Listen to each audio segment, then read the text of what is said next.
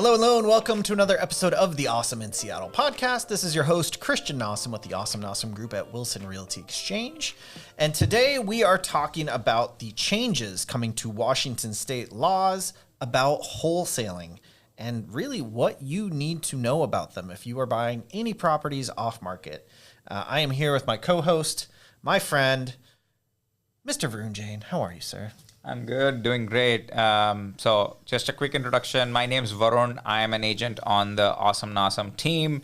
And this is a very timely discussion. Yes. These new laws went into effect starting Jan 1, 2026. So this will help a lot of people who are either in the wholesaling business or looking to sell their homes off market.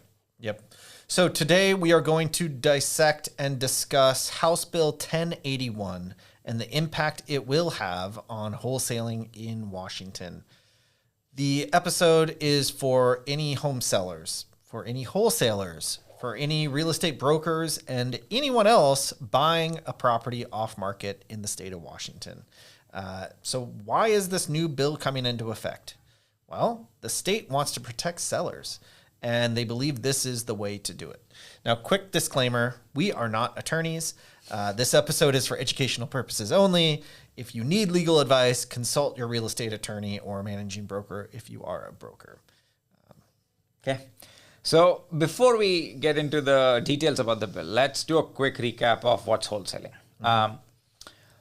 Wholesaling, I'm pretty sure a lot of home buyers, whether you own your primary home or an investment property, you receive mailers or you get phone calls or text messages asking you whether you want to sell your property or will you be ready to sell your property in the next 12 months, something like that, right? And this is what wholesalers do. They try and acquire or identify properties off market before they hit the MLS. They then get the property under contract and then turn around and sell the rights to purchase the said property to an investor.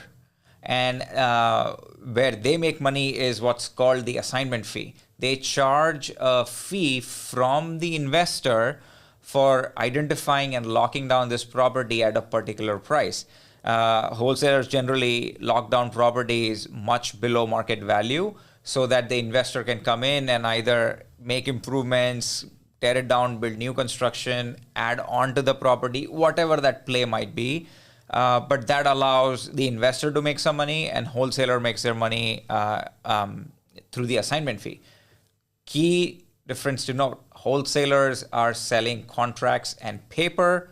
They're not selling real estate. Real estate agents like us, we actually sell physical property. That's a very big difference between wholesalers and agents. Yeah, that's correct. So why do wholesalers exist? Well, a big reason why is because they are really good at finding these off-market properties that have an issue or a seller in a situation that needs to sell. So maybe the house needs a ton of work. Maybe the seller needs to sell for some reason, for a personal reason. That's generally why people sell anyway, but maybe this is one that they need to sell quickly. So either a birth or a death, a mortgage or a marriage or divorce, job transfer, job loss, etc. These are the type of reasons that people generally move. Often the seller's situation or maybe their preference is just to sell off the market, meaning they don't want to put their house on the market. They don't want people coming in off from seeing it online, walking through their house, doing open houses. Maybe they're germaphobes and they don't want people touching their stuff. Maybe they have health reasons that they don't want people in their home. They just want one person, get it under contract, sell it to them. If they turn around and sell that paper, that contract to someone else, they're fine with that. That's why wholesalers exist. Now, investors, they buy properties from wholesalers because they're possibly not so good at finding these situations where sellers have to sell. And wholesalers generally don't do flips and remodels or new construction because that's not their specialty. So these two kind of work really well hand in hand together. And an investor, like we are investors, I've bought wholesale deals before in the past. I'm happy to pay for an underpriced property and give a wholesaler an assignment fee to get the right to purchase that property for under. It makes sense. It's a win-win. So that's why wholesalers agree. I think the reason that the state added this bill was because while most wholesalers are doing things the right way, they're not being predatory. I think, unfortunately, there probably are some that are being predatory and doing things in a shady way that they shouldn't be. And this law came into effect to protect everyone so that that doesn't happen. Yeah, just like any other business, there will be some bad actors, and the state is doing their bit to protect the sellers, end of the day, right? Yep. So through House Bill 1081, Washington state is adding some protections for the sellers when dealing with wholesalers and hopefully reduce these predatory practices during an off-market transaction. So, Christian, can you go over the key highlights of the bill? What's included in here that goes into effect starting January? Yeah. So sellers, listen up. You have a lot of rights all of a sudden. So the seller has the right to order an appraisal that the buyer has to pay for. So the buyer has to pay for your appraisal. The appraisal must be ordered within 3 business days of the contract signing. The seller chooses a licensed appraiser, and the seller has 4 business days after the appraisal comes back to cancel the contract with that buyer without any penalty. Seller also has the right to cancel the contract anytime within the first 10 business days of signing the contract without any penalty either. Any solicited purchase and sale agreements must disclose these rights to the seller and get a seller acknowledgement prior to finalizing the sale. And you can't bury that language in fine print. It has to be disclosed clearly and upfront in legible font, and it needs to be a part of the purchase and sale agreement. And these rules apply under certain conditions. And that is, first, the seller must be solicited for the property. In other words, they can't put it on the market and have it listed for sale or listed as a for sale by owner. If that happens, this doesn't apply. Second, neither the seller nor the buyer is represented by a licensed real estate broker. So if either party is represented by a licensed real estate broker, none of these rules apply anymore. Yeah.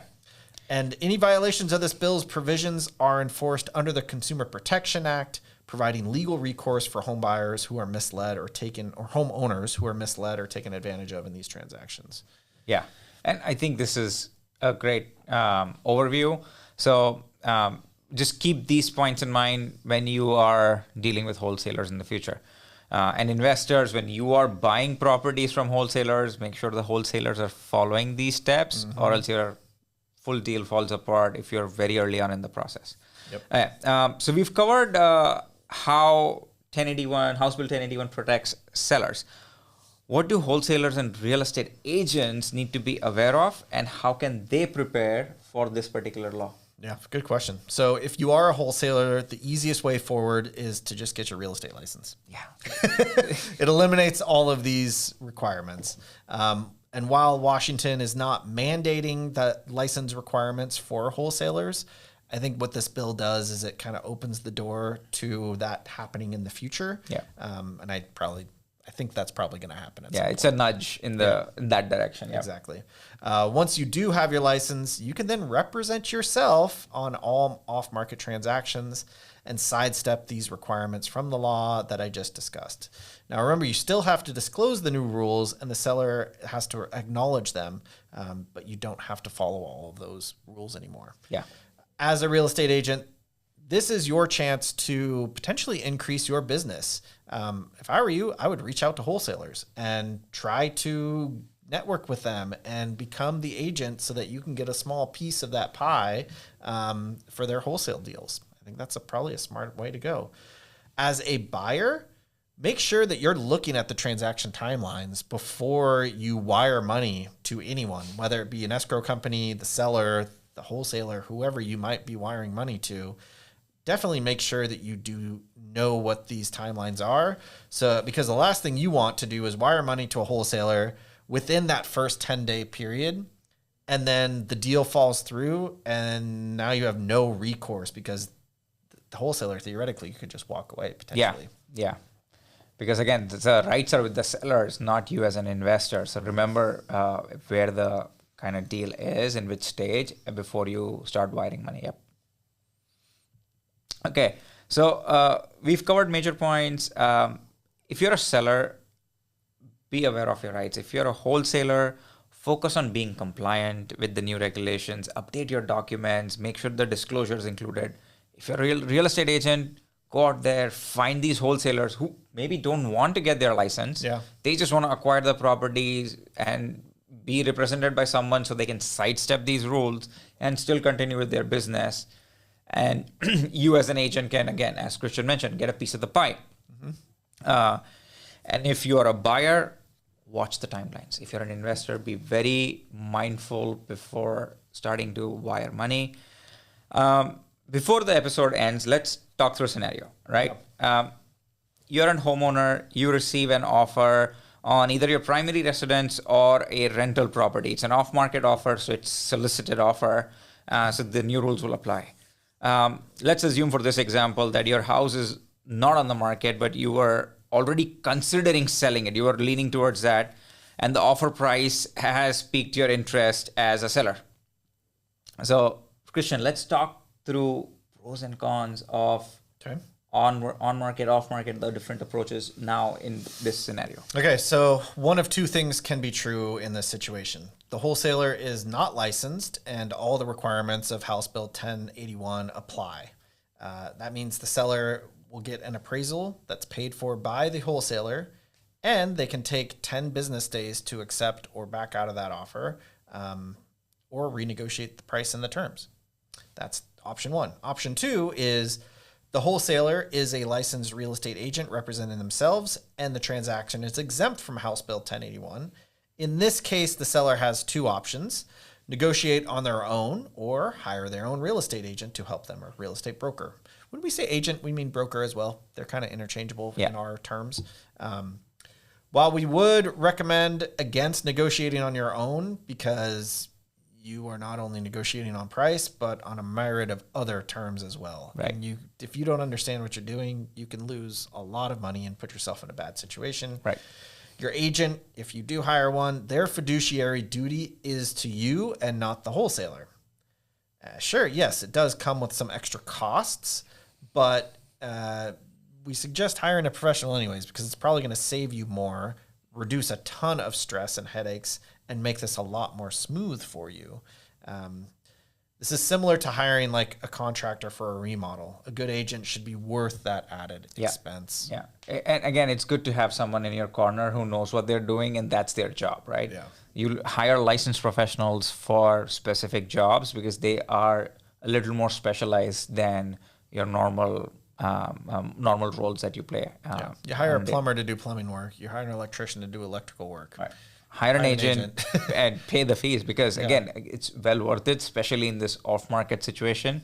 You want to make sure right disclosures are there. You want to make sure none of the bad actors we were talking about, they try to sneak in language into the contract. That's where the agents come in. They read through the contract and make sure none of these weird conditions are slipping in, and they are meeting all of your criteria that you set out. Yeah, exactly. Yeah, so the obvious question here is, why not just list it on the MLS, right? Let the market tell you everything else, and you might get a higher price if you list it on the MLS. You might not, but you might.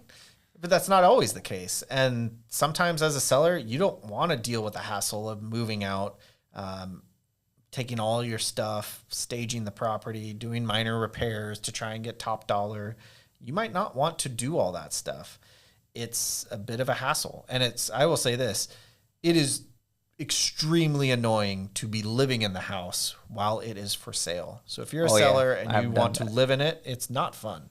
Especially if you have kids, it's nearly impossible. Yeah, you have to open house. Great, Saturday and Sunday, 4 hours, you don't have your house. Gotta leave. And I've done that. Yeah, I've done that when I had 2 kids and we were trying to sell a house. Not fun at all. You gotta hide all the crap that comes with having 2 kids, and your dishes and if you have pets, now you have to have all that stuff put away. If you have a cat box, that's it gonna smell. Yeah. Like it can be annoying. So that's why most people don't want to be in the house when they're selling. Also, what if you're selling a rental? Like if you have tenants in there, that's tough. If you're on the market and you're trying to show it, you have to give them 48 hours notice. Like, that's not easy to do. No. And I have seen situations where I was representing a buyer. We walked in and the tenants were just telling us stuff that they probably shouldn't tell us. Oh yeah, the roof leaked 4 years ago. Yeah. You don't see it, but that's the case. Or they would lie, or they would make it almost impossible to get in there, or they would leave the place really disgusting because they don't want the seller to sell because they have a great deal on their rent. They don't want that to change. And even if that's not legally allowed to change anytime soon, they don't always know the rules. They're just going to be a pain in the butt. So it's not always the best route to go that way. That's true. So if you're a seller, you can dictate the timelines when you sell off market versus on market. You can decide if you want a longer close. Let's say you want to time it with exactly when your tenants move out and you don't renew the lease. Mm-hmm. That's perfect. You take the keys from the tenants, hand it to the buyer, and you're out of it. You don't have to worry about staging, cleaning, any of that. Yep. But again, analyze your situation and figure out what's better for you, on market or off market. If you're going off market, please pay attention to the new rules. Hopefully this information and this episode was helpful, especially now with the new rules in play from House Bill 1081. Yep. Follow us for more content. We'll be watching any other changes very closely. Exactly. And don't hesitate to reach out if you have questions on that, or if we can help you out in any way. We help lots of buyers. We help investors. We help sellers. We are investors ourselves, so wholesalers, we would love to help you out as well. This is kind of what we do. Yep. In and all of these things above, it's everything that we do as brokers here in the state of Washington. That's right. That's it for this episode of the Awesome in Seattle podcast. We hope to see you on the next one. See ya. See ya.